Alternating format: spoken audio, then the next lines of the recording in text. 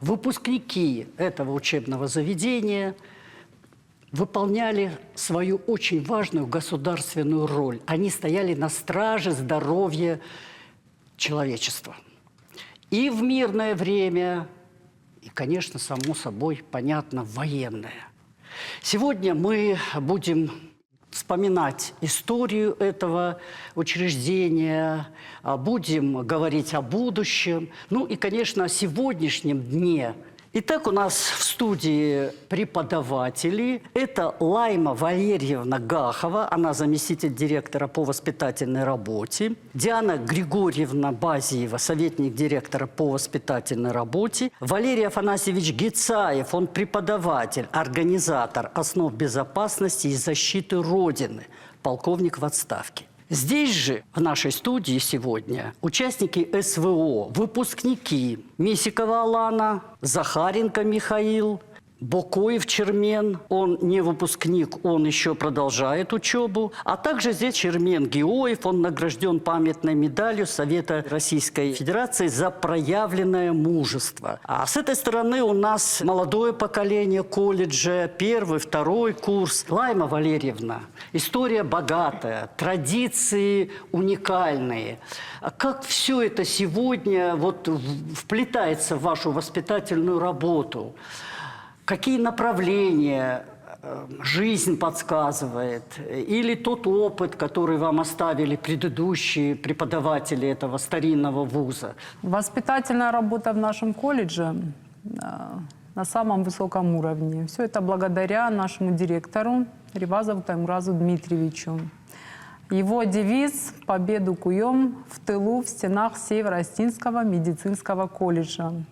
История колледжа очень богатая. Мы перешагнули свой вековой юбилей, и наши славные традиции продолжаются из поколения в поколение. Многие из наших студентов продолжают семейную династию. Их мамы у нас учились, бабушки, у некоторых даже прабабушки. Такая славная история нашего колледжа. Очень много участников Великой Отечественной войны, выпускники нашего колледжа. Данные о них собраны работниками нашей библиотеки. Им организована и посвящена отдельная выставка. Планируется во дворе колледжа установить им специальный монумент-памятник, на котором будут фамилии всех выпускников колледжа, участников Великой Отечественной войны. Сегодня очень многое поменялось, и дети сами поменялись, они другие, у них какие-то свои взгляды на жизнь. И вот каким образом современного молодого человека научить не только профессии, но и воспитать в нем гражданина, чтобы он понимал, какую ответственность он несет перед своим отечеством. Сегодняшняя молодежь, может быть, где-то отличается, но не сильно. Может быть, поменялись какие-то ориентиры. Но мы для этого и работаем, для того, чтобы их направить в нужное русло. И все мероприятия, которые у нас проходят в нашем колледже, у нас очень много мероприятий. И все мероприятия у нас направлены именно на патриотическое воспитание. Мы через свои мероприятия, через встречи, через лекции, через беседы, мы хотим им донести, что наша страна, наша Родина самая лучшая. Привить им любовь к своему родному. И также быть благодарным той стране, в которой ты вырос, которая тебя учит. И пронести это через всю свою жизнь и привить это и своим детям.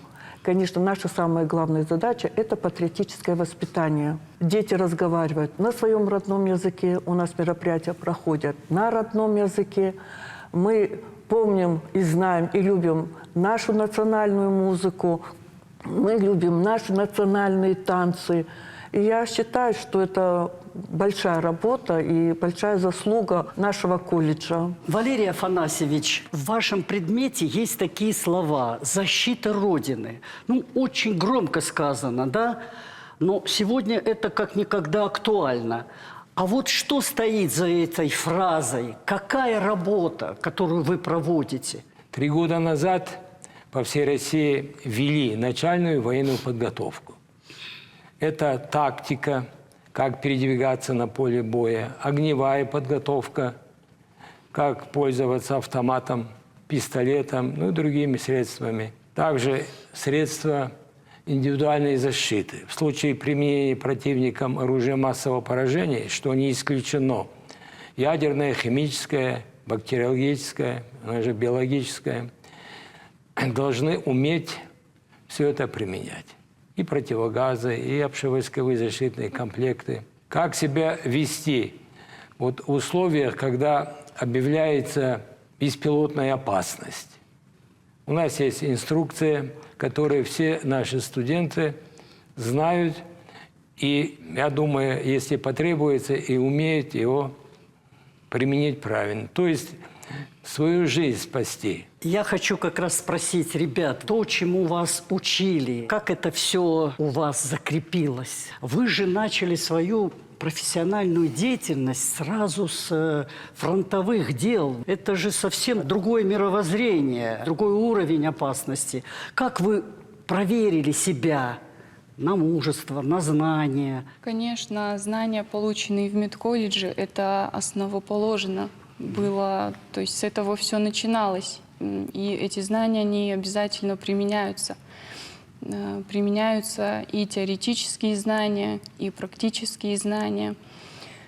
Я являюсь медицинской сестрой операционно-перевязочного взвода, и бывают моменты, когда времени думать на какие-то решения, его просто нет. Тебе надо действовать. От Нужно- тебя очень многое зависит, Да, а нужно именно жизнь человека. Действовать, Понятно. и действия должны довестись до автоматизма. А этот автоматизм, он, конечно, родом из аудиторий преподавателей, от которых вот мы выпустились. Какими дорогами военными ты прошла? Где, ну, я даже не побоюсь это слово, воевала, потому что за операционным столом тоже идет битва. Это был изначально блиндаж небольшой, такой полевой лазарет, где больше уклон был на военно-полевую хирургию.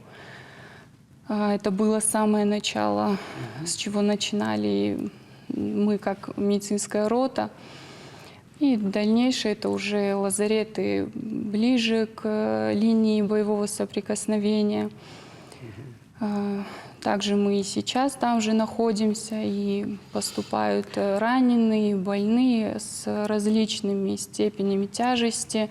Чаще это бывает средняя легкая степень тяжести. И, конечно, им оказывается квалифицированная помощь. Со мной там есть и медсестры, санитары, фельдшера, врачи, офицеры. И все работаем очень слаженно, выполняем свою работу. У нас очень хороший коллектив там военный. И работать в таком коллективе одно удовольствие. Миша Захаренко, а каковы твои военные дороги? Честно говоря, подвигов у меня явно будет поменьше, чем у Аланы. Но мы все же, как фельдшер, у нас свой маленький медицинский пункт. Мы на нем оказываем уже непосредственно своим подразделениям медицинскую помощь. И при необходимости являемся как эвакуационная группа.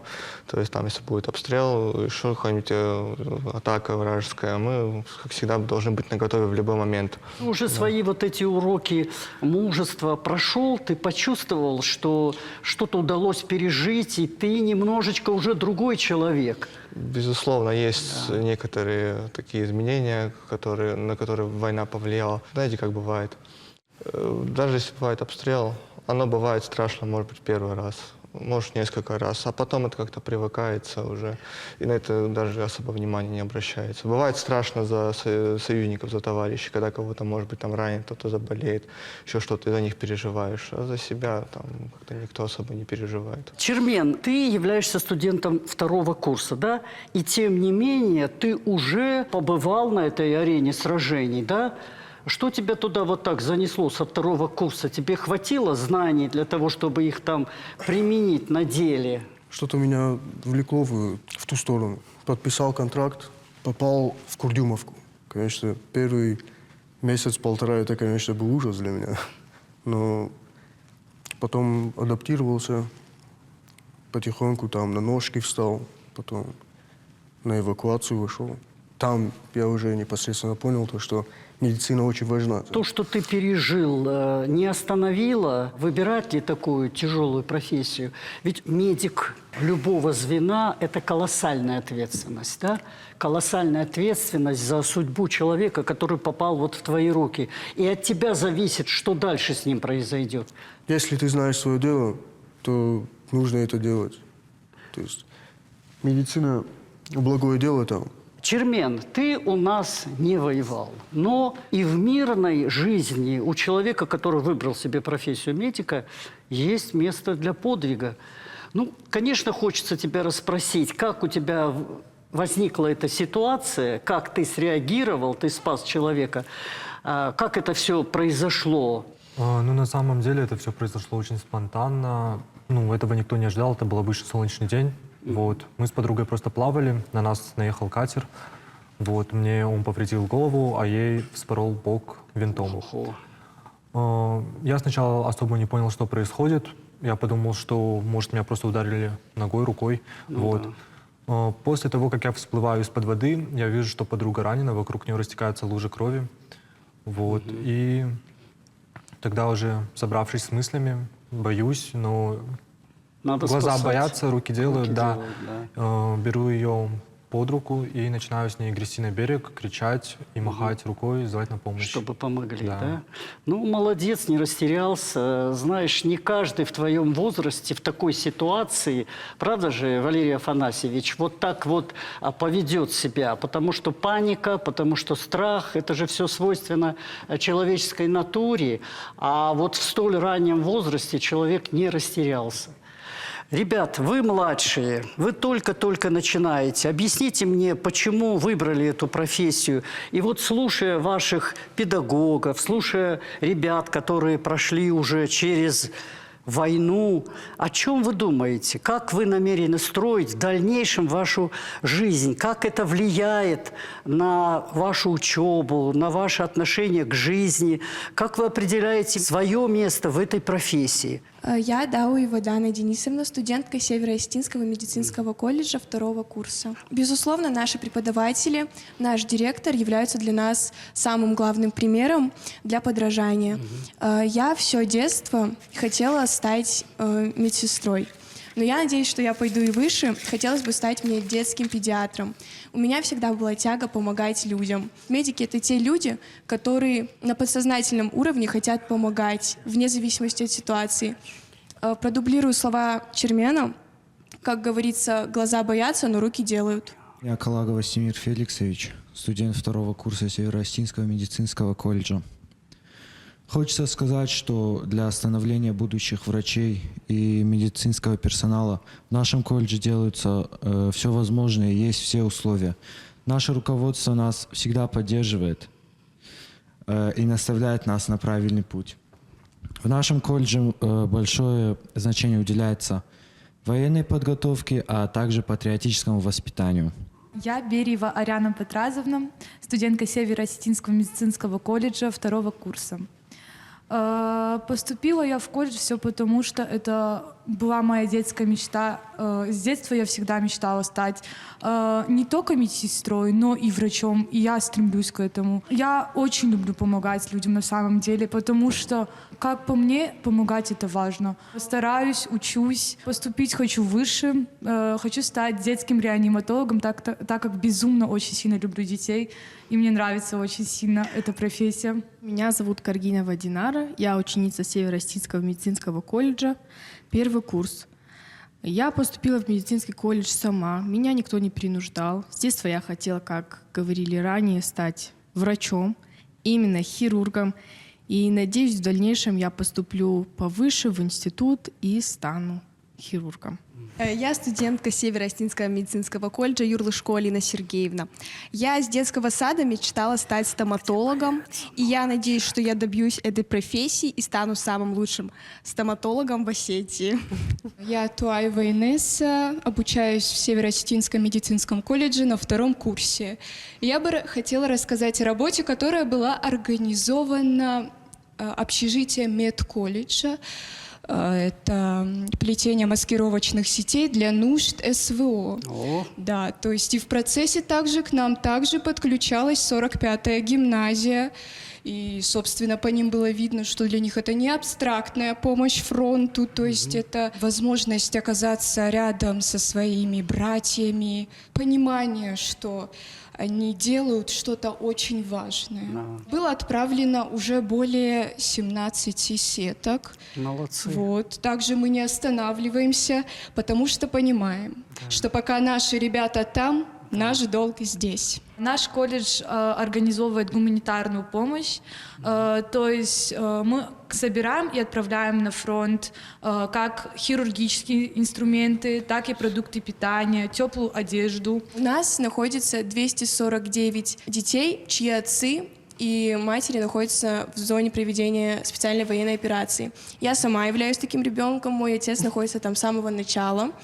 И нам постоянно выделяют как моральную поддержку, помощь, так и материальную. Также у нас присутствуют психологи в колледже, которые оказывают помощь детям, которые потеряли близких, и их родителям, если это нуждается.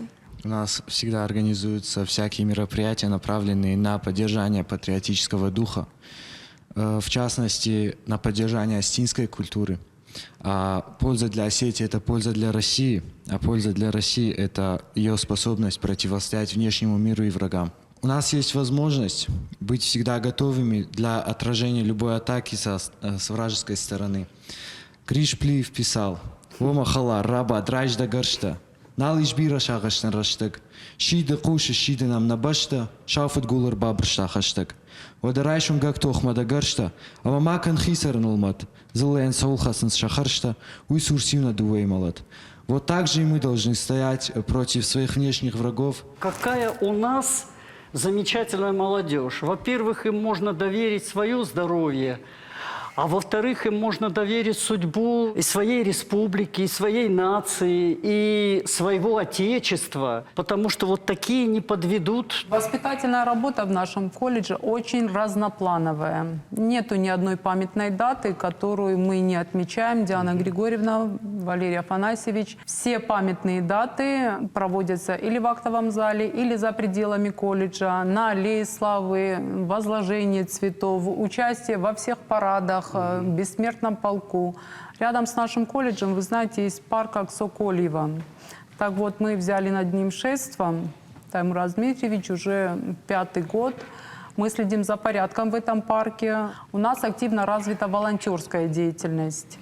Во время пандемии наши студенты работали более 3 лет волонтерами Минздрава. Они сидели в колл-центрах и принимали звонки. Ежедневно, без выходных и в праздничные дни. Они были волонтерами Народного фронта. С Климом Галиевым поработали. У нас есть волонтерская рота боевого братства. Волонтерами, медиками мы являемся совместно с СОГМА. Всю работу, которую мы проводим, она направлена на сохранение национальных традиций. Вся наша работа направлена на то, чтобы взращивать вот в этих юных сердцах любовь друг к другу, к своей родине. 47 наших выпускников уже в зоне проведения СВО. Когда кто-то бывает здесь, они обязательно приезжают в колледж, мы им очень рады. И по возможности, как у них бывает со временем, мы делаем в актовом зале встречи с первокурсниками.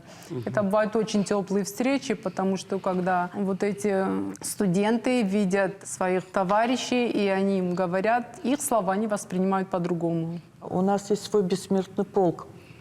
Сотрудники, педагоги, студенты приносят фотографии дедушек, бабушек. И еще мы подключили родных и близких наших студентов, которые погибли на СВО.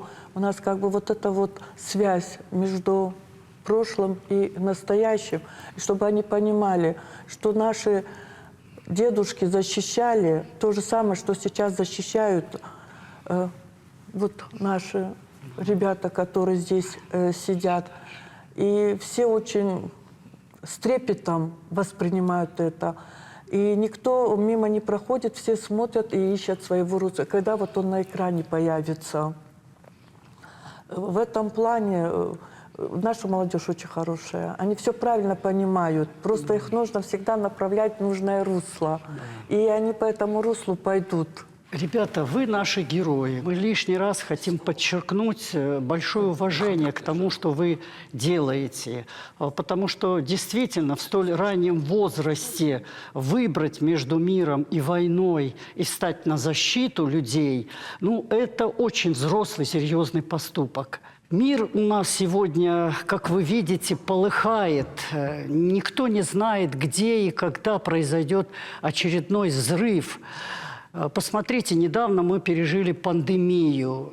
Где гарантия, что второй раз или вторая волна какой-то пандемии нас снова не накроет? Поэтому именно медики, наверное, в первую очередь должны не только обладать высоким профессионализмом, но плюс ко всему иметь еще и душу, и сердце, и быть патриотами, и быть очень мужественными людьми. Я желаю, чтобы наши мальчики и девочки вернулись. Сейчас они в отпуске. Значит, впереди тоже большая работа. Встретите наших, передайте им послание.